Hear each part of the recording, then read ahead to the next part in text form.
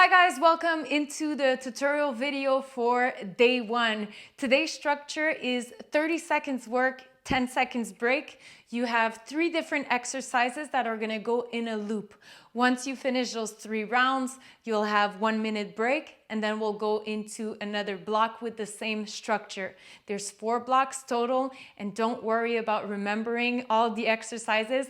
There's gonna be a preview before each blocks showing you the exercises in a loop so that you're ready when the block starts. So make sure to get familiarized with these exercises, and if day one comes and you still don't remember them by heart, you can always come back to the tutorial video to make sure that you know each movement. We are starting with some jump and jack with high knee cross. So the regression of the movement would be body weight, 4 jump and jacks with 4 crossing high knees. If you want to do the version in the video, I'm using some dumbbells. I'm going for 4 reps. 4, and then 1, 2, 3, 4. So you can either do it with the weights or without the weights. You could also do them without jumping. So here, jumping, and then here, no jump. Make sure to regress it as needed. There's no pressure to do it with the weights either. You can keep the weights for week 3 or week 4. Second movement, we have some reverse lunges. So when I do my reverse lunge, I always stand tall. Then I'm gonna take a small step back, and I'm gonna try and match my upper body with my front shin. So making sure all my weight is on the front leg as I go back and forth with my lunges. If it's a bit too hard, you can always drop the weights. If you want to go for speed, you can go a little bit faster. So either you go faster or you go higher in weights. This is how you can easily challenge this movement. Then we have some push-ups with a side pull. So I'm going to start with a weight over here. So regression, I am on my knees, completely lying down, and then I pull the weight through. So lying down, pulling the weight through. You can also go onto your feet, so pulling the weight through into your push-up, pulling the weight through.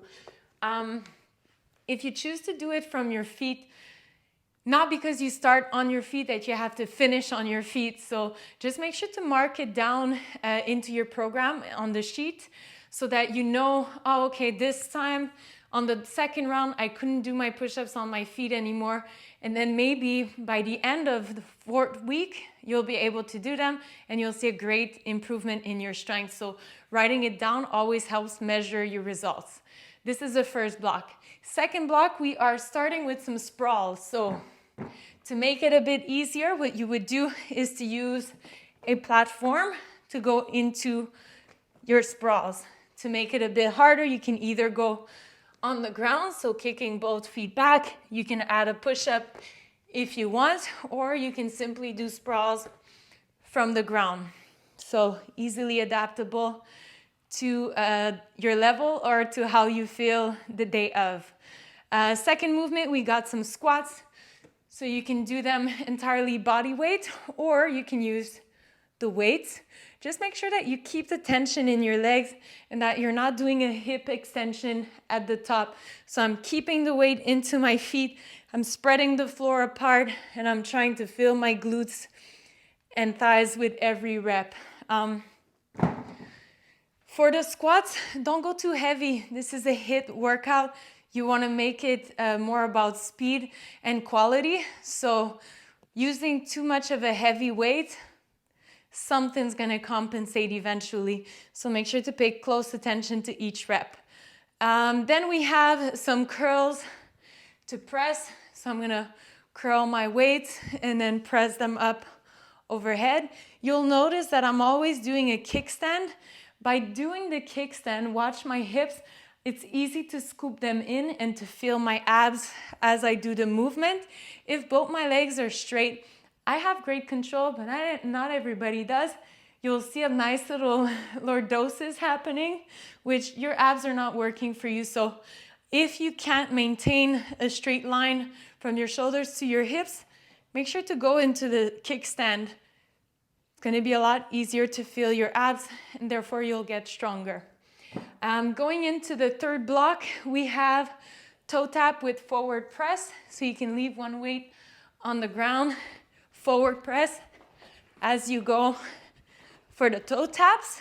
If it gets a bit hard with the weight, you can always do it body weight, just kicking your hands forward. Then we have deadlifts. All right, so for the deadlift, my feet are always hip width, retracting my shoulder blades, keeping my rib cage in. My head is gonna stay in line with my spine, so as I'm going down, my head will follow my spine alignment and not look up. So keeping my head, my chin nice and tucked in. I'm gonna go ahead and push my hips as far back as possible. So inevitably, my body's gonna lean forward, but the goal is to maintain my straight position as much as I can. So I'm trying to resist going down with my upper body. So I'm pushing my hips, pushing my hips, pushing my hips, and you should feel a big stretch in the back of your leg. A deadlift is a stretch for the hamstring. So don't try and look for a feeling as you would in a squat or a push-up. It's really a stretch in the back of your leg.